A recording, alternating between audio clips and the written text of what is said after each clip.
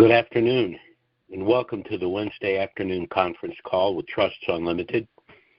This is Jim George speaking. I'm the non-attorney spokesman and facilitator for Trusts Unlimited, and I'd like to thank all of you for taking the time to listen to this call. Today is November 19th, 2025. The clock is ticking. A lot is going on, and so we're going to try to get right into this. It was a little difficult putting this thing together for this morning because there's just so much information out there. It's kind of hard to reduce it down into the things that are most essential. People look at these things from different perspectives, but I hope that I've distilled this down to the essential information that everyone needs and wants. So I'll do my best to share with you the things that I think are most important. For those that have been kind enough to listen to Trusts Unlimited, you know that for the last few months, I've been talking about the fact that I saw a glide path for the reinstitution of the Iraqi dinar in January of 2026. And I have not changed that position. Given the information that we've gleaned this week, I still continue to believe that January of 2026 is our month. And in my opinion, the catalyst for that is President Trump. I think that he was the missing piece of the puzzle to bring all of this together. He's a rainmaker. He's a deal maker. And once he sets his mind on something, he more often than not gets it done. And I just want to review a little bit to substantiate that point. Let me talk just a little bit about Trump's first term. Of course, we all know that all of the talking heads were literally laughing at the prospect of the Republican Party nominating Donald Trump to run for president against Hillary Clinton.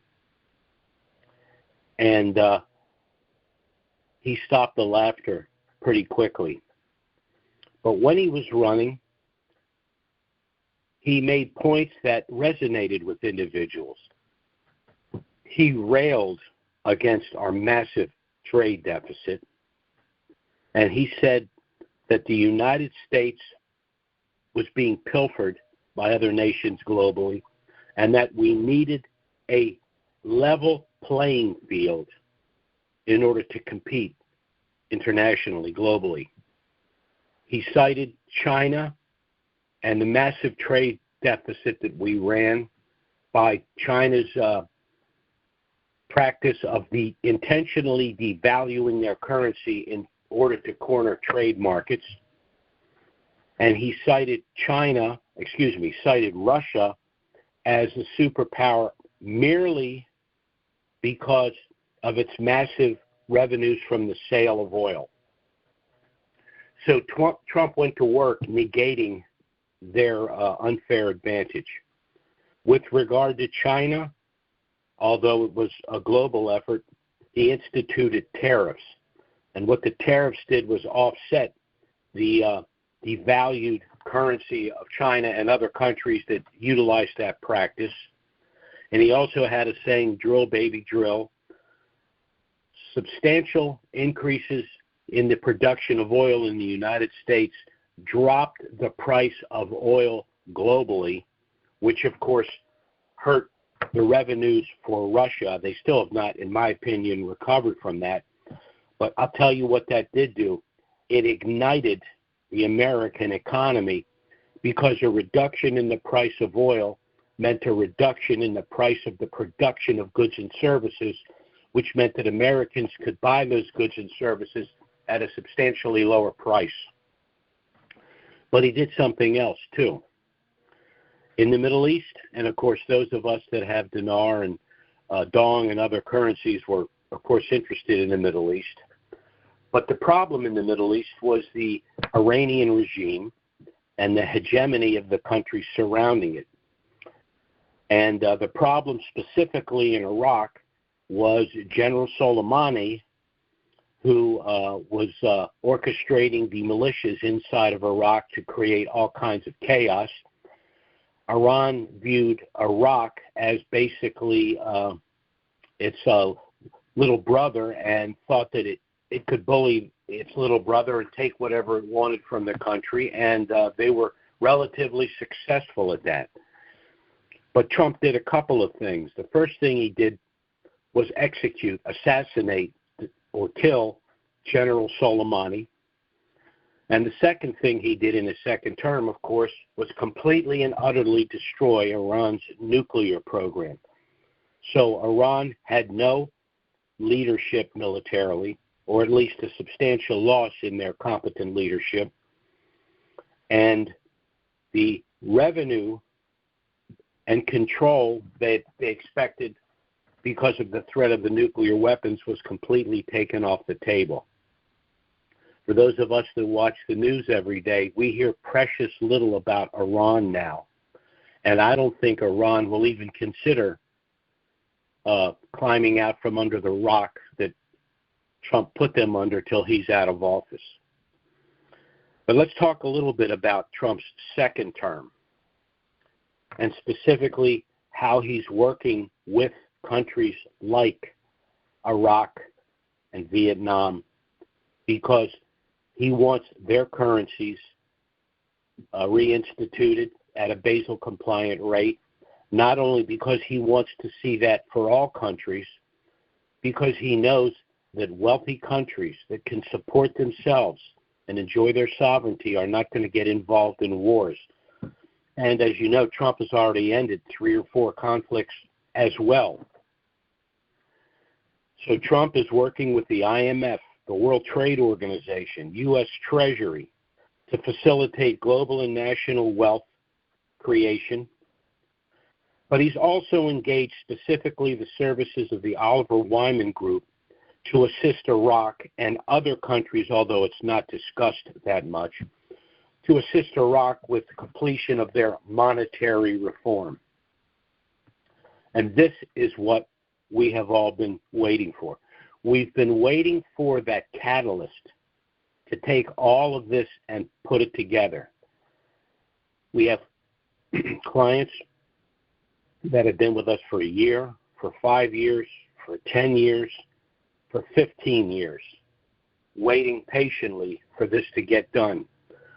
And there never seemed to be that one individual that could stand back, look at the entire situation regionally and globally, figure out who the bad players were, and neutralize them. Donald Trump did that. I know he has his detractors. I know there are people that don't like his style. I also know there are people in this country who have benefited from this country, but still for some inexplicable reason don't like this country. Fortunately, they no longer have a say. And in Donald Trump's second term, he hit the ground running, and he's accomplished a lot.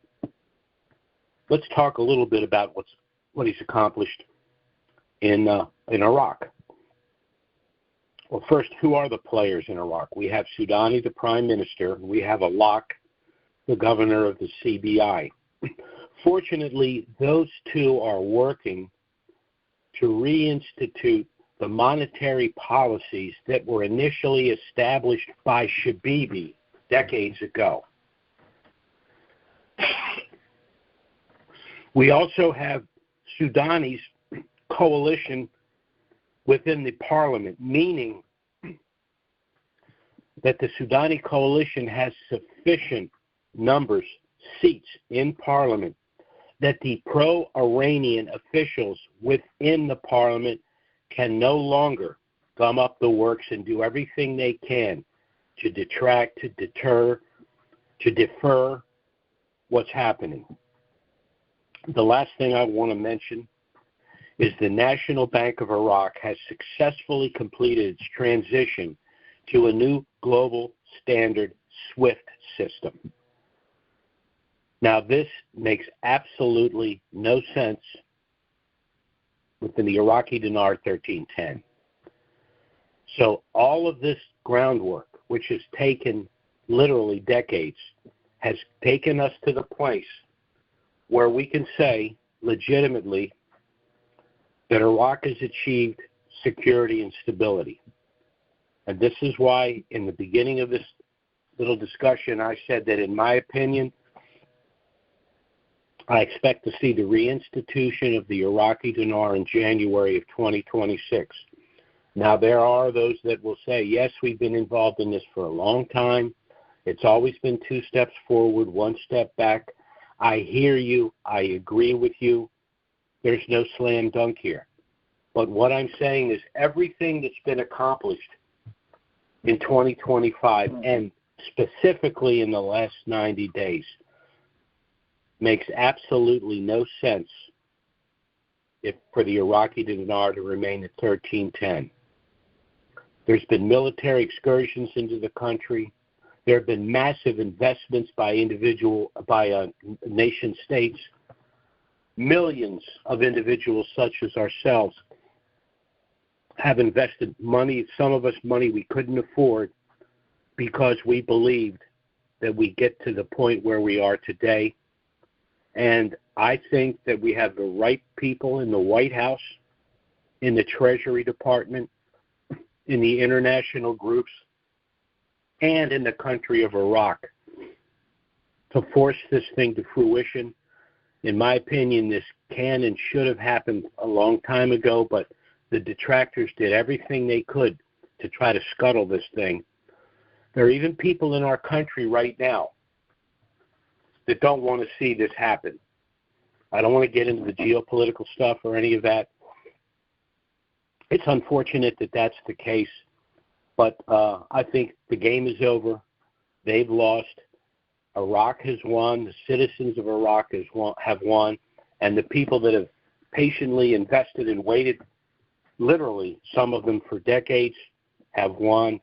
And I really do think we have a very good shot of seeing the official reinstitution of the Iraqi dinar in January of 2026.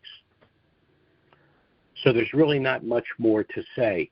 I could sit here for hours and go through everything that everyone in the country is doing and what all of the agencies are doing, but there's no need for that. I don't want to go through all of that, and frankly, I don't think you want to hear it.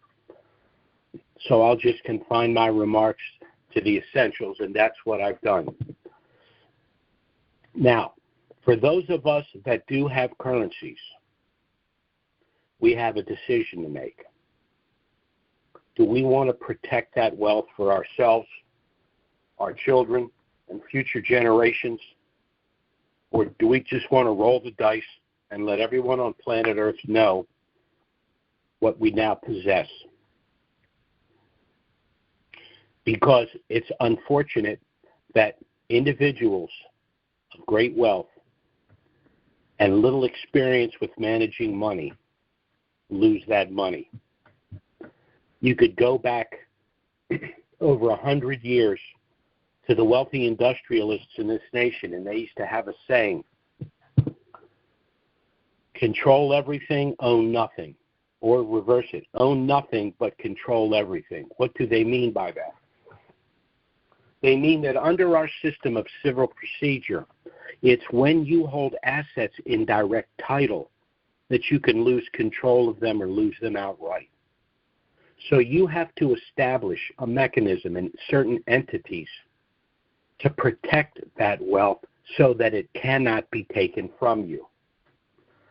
And I can assure you, there will be individuals who invested money they could not afford in order to purchase the Iraqi dinar and other currencies, who patiently sat on those currencies despite the fact, once again, that they couldn't afford it.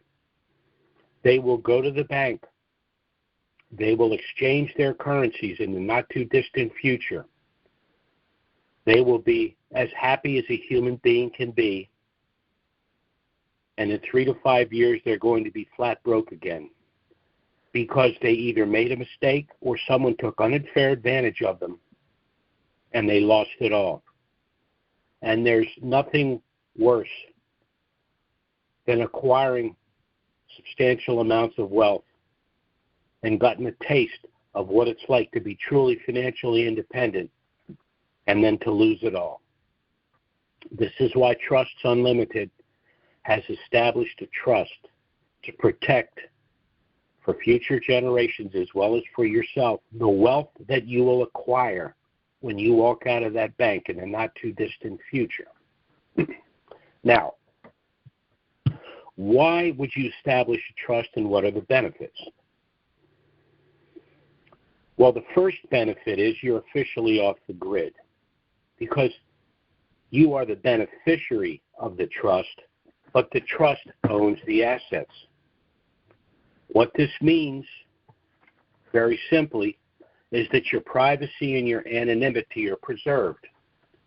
You enjoy this wealth the same way you would if it was in direct title, but it's not in title. It's owned by the trust, of which you are the beneficiary. The second benefit is this allows you to avoid personal IRS scrutiny.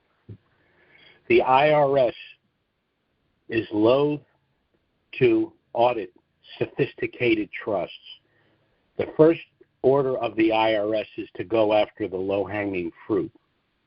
When they know an individual has a sophisticated trust package, they rightly assume that you have sophisticated legal counsel, and they would much rather audit individuals who are flagrantly in violation of laws or who don't seem to have legal representation. I know that sounds a little harsh, but anyone that's dealt with the IRS knows what I'm talking about. The third benefit of this trust, and this is important, is it provides for pre-RV gifting. Now, many individuals are generous, and they say, if this thing ever happens, and I truly acquire this wealth, I want to help some people. But the first group of individuals they want to assist, of course, are their children. But individuals frequently say, but my problem is I'm afraid to give this money to these individuals. They're inexperienced, even more so than I am, with managing large amounts of money. And I frankly am concerned about their judgment. There are individuals that say, I have a child that has a substance abuse problem, and I'm scared to give them the money. Well, Trusts Unlimited has solved that problem. We created a special gift subtrust, which means you can gift pre-RV currencies to these individuals. You can avoid the federal gift tax because you're gifting a pre-RV currency that's worth virtually nothing. But when the currency revalues and reinstitutes, their money goes into this trust fund, which you control. So you're able to gift the money pre-RV, you're able to do so gift tax-free, but unlike a standard gift, you have complete control of the post-RV proceeds. It's literally the best of both worlds. That can only be accomplished through the gift subtrust that's in our trust. And since I was involved personally in writing this gift subtrust along with the attorneys, I know that it's the only one that exists. The fourth benefit of the trust, it's going to allow you to avoid the cost and delay of probate and the federal estate tax. Probate is the process of an estate being transferred to your heirs, and it goes through a rather lengthy, tedious process. But there is no probate in this situation. Why? Because there's no transfer of ownership. When the settlers, the creators of this trust, pass away, the benefits of the trust go to the named heirs, children, whomever, but it's still owned by the trust. And since there's no change of ownership, there is no probate. And since there's no probate, once again, no one knows the size of the estate, who the heirs are, and how much they each stand to inherit. This also allows you to avoid the federal estate tax. The federal estate tax is the tax that's assessed on the transfer of the wealth to the heirs. Because there's no transfer of ownership, you've also avoided the federal estate tax. The federal estate tax can be as much as 55% of the estate, more than half, in order to transfer it to heirs. But once again, because the assets are in trust, you're not going to transfer 45 cents on a dollar to the heirs after the payment of the federal estate tax. You're going to pass 100 cents on a dollar to the heirs because there is no federal estate tax. The last benefit is the asset protection available both pre and post RV. Pre-RV, there's a benefit. You are going to be able to avoid the Uniform Fraudulent Transfer Act. In other words, the currencies, let's take, for example, let's say you had 10 million dinar that you purchased for $10,000. You transfer it to the trust. Let's say it subsequently revalues, and let's be conservative and say just for $1. So you transferred 10,000 dinar, worth $10,000 to the trust.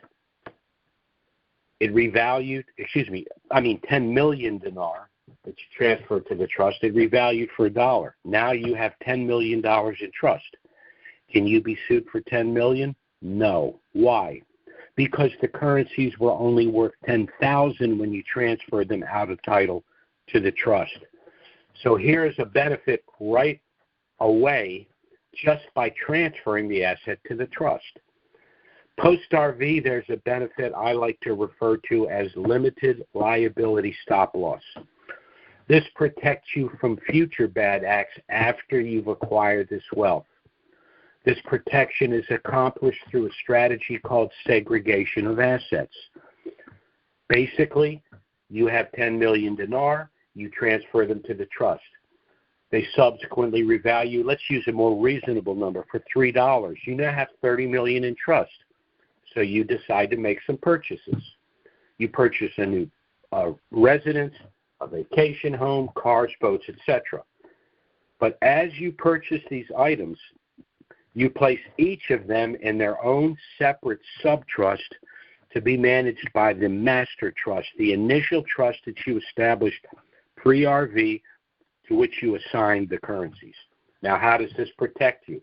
Well, let's say, for example, one day you're driving one of your new cars, you have an accident, the accident is clearly your fault, and someone is tragically injured or even killed.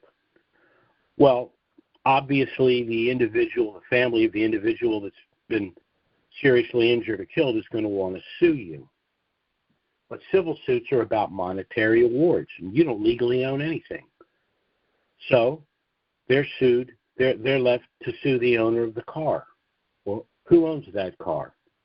One of your subtrusts. And what's in that subtrust? Merely that one car and the car insurance policy. So the best that they're going to be able to do is to successfully sue the insurance company for the maximum benefit available, because they can't go after any of your other assets. For the simple reason is that those assets are in separate subtrusts, which under the law are separate legal entities having nothing whatsoever to do with the accident in question. So this is why those of you that have currencies and understand that these currencies, particularly the dinar, are going to reinstitute very shortly, that you're going to be a wealthy individual. And in order to have the maximum protection available, you need to preemptively protect that wealth by assigning the currencies to the trust before they reinstitute and before you've acquired that wealth. And the good news is, particularly for those of us that have this trust package, time is very short. We're going to be in the banks, God willing, in the near future, and we're going to do so with the knowledge that we've not only acquired this wealth, but we've done what's necessary to assure that we retain that wealth for ourselves and our children and their children. Now, our trust package is initially a package of 10 trusts consisting of a master trust that will hold financial assets like bank accounts, investment accounts, and your currencies, one optional gift subtrust which you would utilize to give currencies to family and friends, and 8 additional subtrusts to hold single assets, physical assets like homes, cars, boats, etc. And, of course, we can always add additional subtrusts post-RV as necessary. Now, this was the simplification of a rather sophisticated trust package that we've utilized in the past for our more affluent clients, a package that had an initial cost of anywhere from $6,000 to $10,000. But we knew that that price tag would not only be unaffordable for many denarians, but they would want to reserve as much money as possible for the purchase of currencies, pre-RV currencies. So by marketing this trust to denarians globally, we've been able to reduce the cost to $2,500. And all you need to do is contact us, and I'm going to give you that contact information in a minute. We'll send you our initial no-obligation package. It does contain everything you need if you wish to proceed with the establishment of your trust package, but you're under no obligation to do so. You can review the package, contact us if you have any questions. If you wish to proceed, again, everything you need is included in the package. And I will assist you personally to walk through the process as well, because once your trust is in force and your currencies are assigned to that trust, all of the benefits that I've discussed, both pre- and post-RV, are available to each and every one of you. I'm going to go ahead and open our Q&A here, and then I'm going to give you our contact information.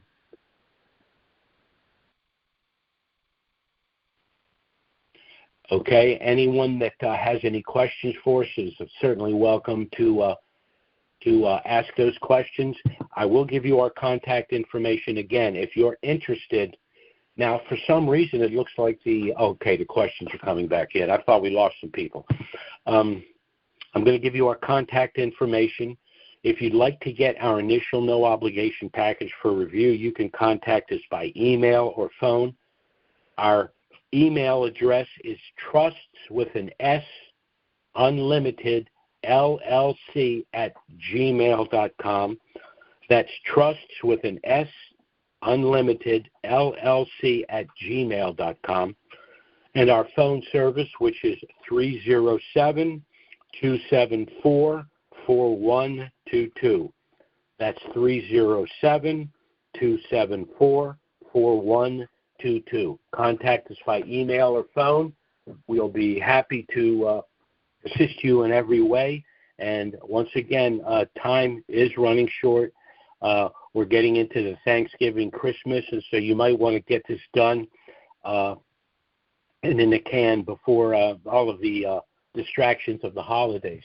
But let's go ahead and go to our calls for today. Our first caller is area code 734. That's 734. Go ahead. Hi, Jim. It's Lori calling again from Michigan. Nice to speak with you. You too. I'm well. Well, thank you. Thanks for taking this call. I have two questions. They may be redundant. One is to build off of a question from last week's call, and that is on the assignment page where we have listed what currencies we have. Do we have to put an approximate amount that we have, an exact amount, or no amount? So you could do that you could do that if you want, but if you look at it, it says any and all currencies listed or that I should subsequently acquire. So it's an open-ended assignment. If you have 5 million dinar and you purchase another 5 million after you've executed that document, it's still included in the document because of the verbiage and should subsequently acquire. So that should, if you, as a matter of fact, take a good look at that, read it closely, you should find that statement in there. Okay, very clear. That does clarify. Thanks very much. Second question. My husband is hoping to be retired when this goes, and he's had some loyal staff for many decades, and he wants to reward them.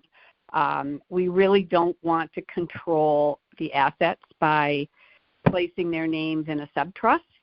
We would prefer to write a letter, sign it, get it notarized, give it to them, have in it the currency, and say, here we go, thank you for all this devotion. Is that a way to do that, or does it have to be listed in a... You can gift to whomever you want for whatever reason. However, in a situation like that, there are two ways you could go. You could just make a gift to them. Well, there's actually three ways you could go. You could make a gift to them, or you might want to set up, when this thing is over and you've acquired this wealth, and we'll be getting into this in more detail, one of the things you may want to do is establish some philanthropic entities. So you can establish those entities and hire them and salary them to manage those entities for you, or you could do a combination. You could make an initial gift to them and offer them the opportunity to work with your philanthropic organization for a salary. I think we want a clean slate. I think when he makes the break and he's done, we're going to be so busy managing what we do have that we kind of don't want to burden it with another layer, so to speak. Okay. So it's to give it to them, let them. But I don't know who would pay the tax on that. I mean, if we give them pre-RV and it's dated and can be proven that it was given to them pre-RV, then they'll pay the tax on the gain. They'll pay the tax on the gain. Okay. All right. Yeah. Okay. The other thing, well, it's a little off the subject, but one of the things we can do is if we invest, let's say you had 10 million dinar, you exchanged it for $1. You exchanged it for $3. You paid your taxes. You have, let's say, $15 million after taxes. I'm just throwing out numbers here, and you say, I'm going to put $5 million of that into a charitable remainder trust, meaning that when you pass away, that money will go to named charities. The advantage to you by doing that is that all of the income generated by the money in that charitable trust is tax-free to you. So that's something we'll discuss post-RV, but there are a lot of things we can do to generate income for yourself or income for individuals you want to gift. All right, so there'll be clarity. And if I might, I know I'm taking away from another caller. Just quickly, is it too soon to add a home to a gift subtrust? I mean, it's been established, and we have all these other gift subtrusts that haven't been funded yet. If you were to give someone a home, that would be a straight-up gift. The gift subtrust. No, I mean my home, my current home. You want to give it to someone? No, I misspoke. Not in a gift subtrust. Put it in what we have, the gift subtrust, and we have 9 others available. What you're saying is you want to protect that home in trust.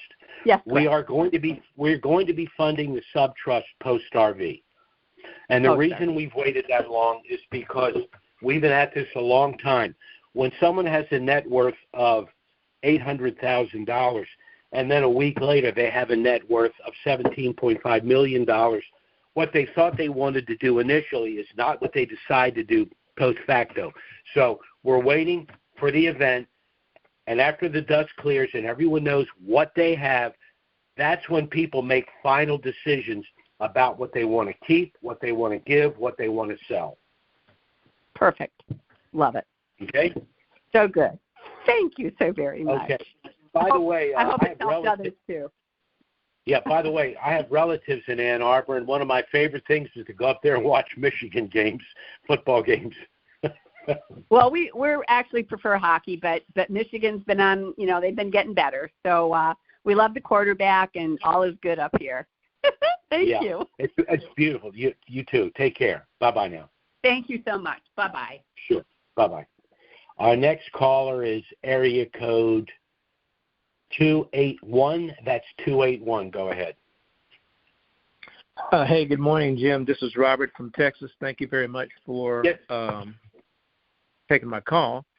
Sure. I want to share something. Yesterday, I was in the Chase Bank, a local branch here. I do have a a wealth manager that I work with, and of course, this gentleman didn't know anything at all about the exchange process or anything about currency rates or anything. But I talked to him about my trust when the time comes. I indicated to him that I did have a self-settled, irrevocable asset protection family trust that we would be exchanging our currencies in. And he told me that what they would need to do, because some changes in the banking process, what they would need to do is to scan, if you would, the documents of the trust that I bring in, and that goes to the higher echelon, not necessarily in that bank, but in the Chase hierarchy. And within a couple of days, he would be able to tell me if that was an acceptable trust document that they could use. And so, right. What do you think about that process? Is that something that should be acceptable for us, or what? What do you think? Well, I mean, you can give it to them to look at, but, I mean, you got to go full Jed Clampett with them. It's your money. You've established that trust for reasons beyond their comprehension. So what I would say is you're welcome to look at the trust, kick the tires, do whatever you want. But I'm just telling you right now, if the exchanged USD does not go into the master trust bank account established at the point of exchange, I'm going to another bank. End of story. It's not negotiable. Copy that. Okay, well, I have an appointment next week, and I'm just going to take the documents, not the whole trust packet, but just those pertinent documents. You have a lot more leverage. You have a lot more leverage if you walk into that bank after the revaluation. But you do what you want. Yeah, I know, but the only thing I did not want it to be any kind of delays at all.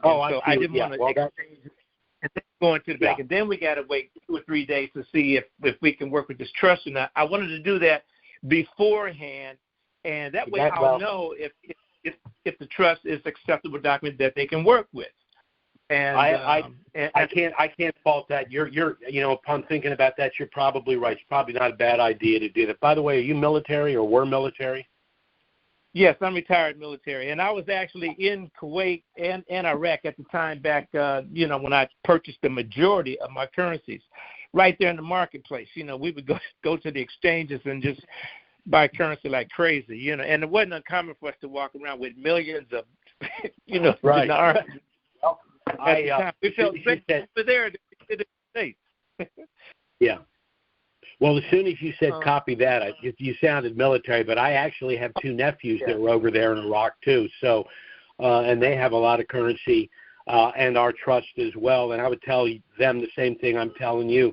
It's your money. You're in control. Bank rules are, to me, they're squat, absolute squat. I don't care what their little rule book on page 27 says. That money goes into my master trust bank account, or I go to another bank. See ya. Okay. Excellent. I totally agree. But I got one last question for you. I know you said that you would be, once it goes live, you would be working to see which banks would be willing to work with us. Now, are these banks, will these be banks nationwide that you would be talking to? Because, I'm in Texas. I think you're in Texas. People are all in the... We're talking to all the big boys, and we're letting them know that we have X number of clients, that our average client has X amount of currency. I say, you just do the math. You don't have to do anything. All you have to do is, instead of setting up a personal bank account, set up a trust bank account. If you can't do that, then you're just not up to the job. The job of a bank is more than just holding on to your money for you. They manage money, they protect money, all of that. Well, if they don't understand the trust that you have, then that's their loss, and that's their problem. Gotcha. I guarantee you. We have banks. By the way, last thing, we have VPs of these banks calling. They have our trust.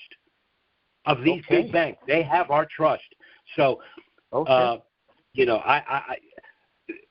someone's a wild hair if he's out there telling people walking into the bank with $10 million dinar, well, you can't use your trust. That's not going to fly. Yeah, that would be insane. I think that would really be insane. Jim, one last real quick question. Would you think it'd be okay, say, when we go live, and again, we may have to wait a few days. I don't know. If I go to this bank, they might have to, if I don't do it beforehand, and they don't know if they're going to be able to work with the trust or not. Would it be okay to take a note or two to the local exchange where they're exchanging, and just exchange that while a person may have to wait 2 or 3 days or 4 days or whatever for them to decide? If you're in a situation with a financial need, now there's another issue too. Depending upon when this, for example, we're very hopeful this happens in January. Suppose it happens 2 weeks before the end of a quarter. Well, what that means is that on the 15th day of the next month, taxes are due. So that's another issue we have to deal with, the time frame. If it happens in January, we got plenty of time to let the currencies ride and appreciate further. And with velocity, I expect that to happen. The Kuwaiti dinar came out at around 325, 326. It went up over $7 before it dropped back down. Well, we could hit double digits easily with the dinar if that were to occur. So we don't want some clown in the bank to screw up our gross profit. We don't want them to screw up the timing of the taxes. We don't want to lose our privacy, our asset. We don't want any of that to happen because the bank, we're not leaving the money in the bank anyway. As soon as that money hits the bank, what are we going to do? We're going to invest it elsewhere. Frankly, the bank, they're the least important person to me. All they're providing is liquidity, period. All the rest is on us. So they're not making the rules for me. I can guarantee you that.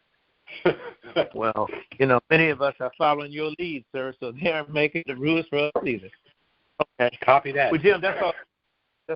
Thank you very much. Look forward to thank you for all that you do. I've been with you since about 2014. Thank you so very much for the knowledge, the empowerment, and the excitement and the enthusiasm and the faith and the hope. Thank you, sir. You've been really great. Thank you for your service, my friend. Bye-bye. Likewise. Thank you. Good day. Okay, our next caller is area code 208. That's 208. Go ahead. Good morning, Jim. This is Greg from Idaho. Yes, sir. I will be succinct, but thank you for all you're doing.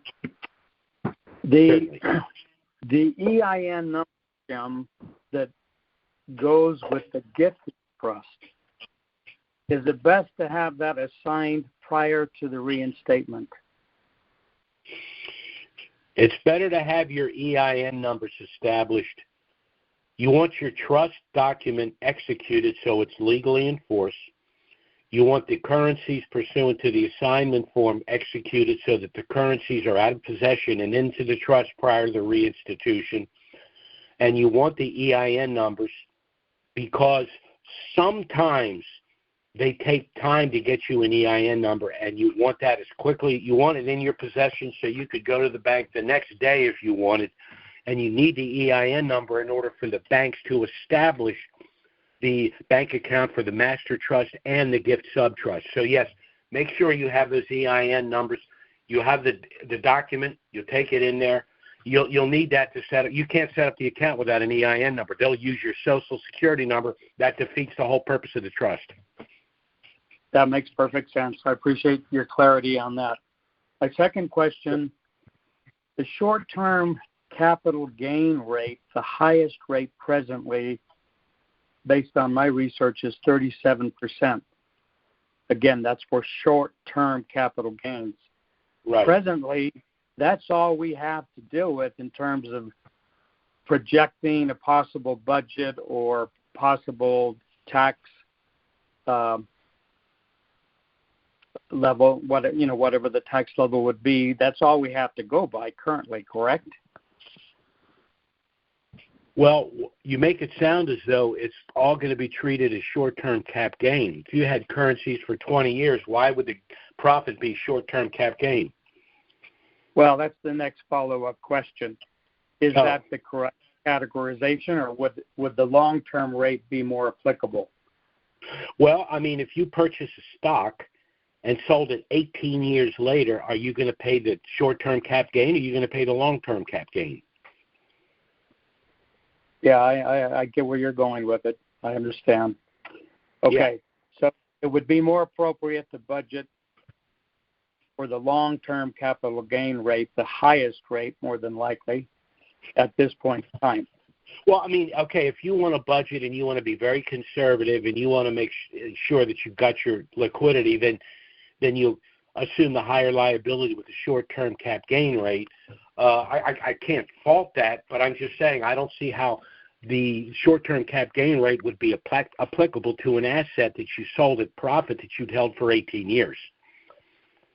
Now, the problem isn't the short-term or the long-term cap gain rate.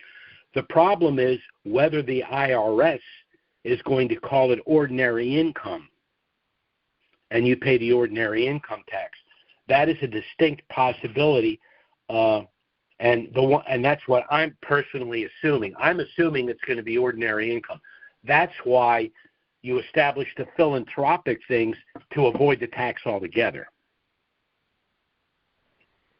Okay.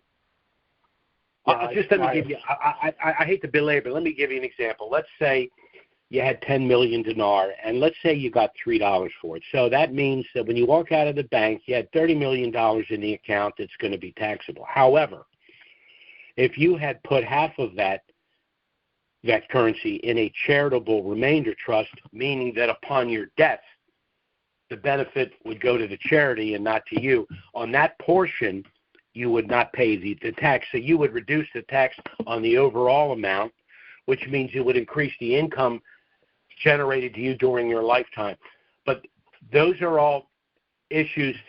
Actually, I keep saying those are issues we should discuss post-RV. I'm going to talk to the lawyers maybe next week.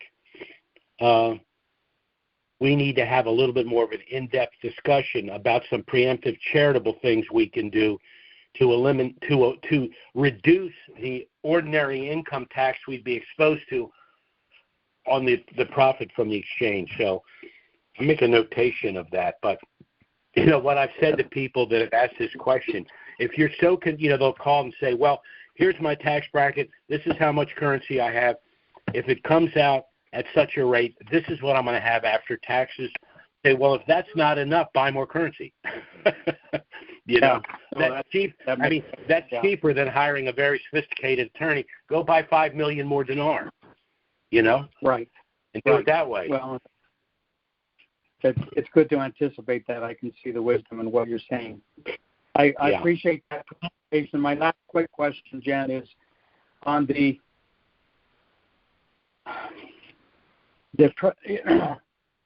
appointment of trustees. I don't think it can be emphasized enough how important that choice is going to be for people. The more I look into that cannot be taken lightly. Can you address the importance of that again quickly? Okay, the importance of what again? Picking the right kind of person to be your trustees. Well, your trustee works with you. The trustee doesn't make decisions for you. The trustee implements your decisions. The most important thing for the trustee, and it's a play on words, it's got to be someone that you implicitly trust. They're not going to say or do anything other than the things that you've agreed upon. They're not obligated legally to provide any information to anyone absent a court order. So, if you like I said, trust is the most important thing, and that's why it's not a coincidence. It's called a trustee. So you might have a friend that is not one of your closest friends, but when you sit down and think about it, this is the guy. Another way to look at it is this guy going to meticulously implement my wishes if I die? I'm not there to oversee what's going on. So that's an important decision to make. And I will tell you this, you have the ability at any time and for any reason to replace a trustee.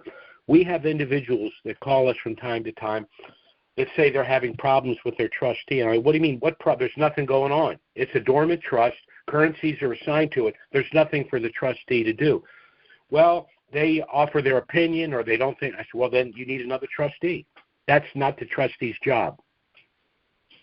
Okay? If they don't agree with what you're doing morally, then you go to your pastor, or you go to your shrink. You don't go to your trustee for permission to do anything. If they don't like what they're doing, they can resign at any time. But you can also relieve them at any time. So this is an important person. You're going to be working with them. For example, let's say after the RV you wanted to buy a $2.5 million home. Well, the trustee's there at closing. Well, you don't need him there if he's making this closing difficult. He's not doing this for him. He's working for you. Sure. Your trustee's working for you, in a sense. He's not an employee, but in a sense he's working for you. He's accommodating you. Now, if the trustee doesn't like what you're doing, then he can resign. But if he's giving you a hard time and he won't resign, then you can replace him. I like it. Okay. Very good. This is an important decision. Yeah. Well, certainly. Yeah. Certainly. Okay? I appreciate it. Thank you so much. Certainly. Yes, sir. Bye-bye now. Well, that was our last caller for this afternoon. Again, thanks so much for listening to the call. If the things we've discussed today are of importance to you, and you have not as yet gotten our initial no obligation package, I strongly suggest you do so ASAP. Time actually could be very short. Again, you can contact us by email or phone if you'd like to get our initial no obligation package. Our email address is trusts with an S, unlimited LLC at gmail.com. And our phone service is 307-274-4122. Contact us by email or phone. We'll get our trust package out to you as quickly as possible. You can review the package. Contact me directly if you have any questions. I'll help you as quickly as I can. That leads me to one other thing. I have a number of people that have contacted me in the last couple of days that I have not as yet had a chance to get back to. I'll be right on the phone or the email right after this call. Thanks so much for taking the time to listen to this call. Our next call is scheduled for next Wednesday. Certainly, if something of a dramatic nature were to happen between now and then, we'll try to get out an emergency email and schedule an emergency conference call to deal with the good news. But failing that, we'll be back next Wednesday, noon Eastern, 9 a.m. Pacific. Again, thanks so much for listening. Have a great week. God bless.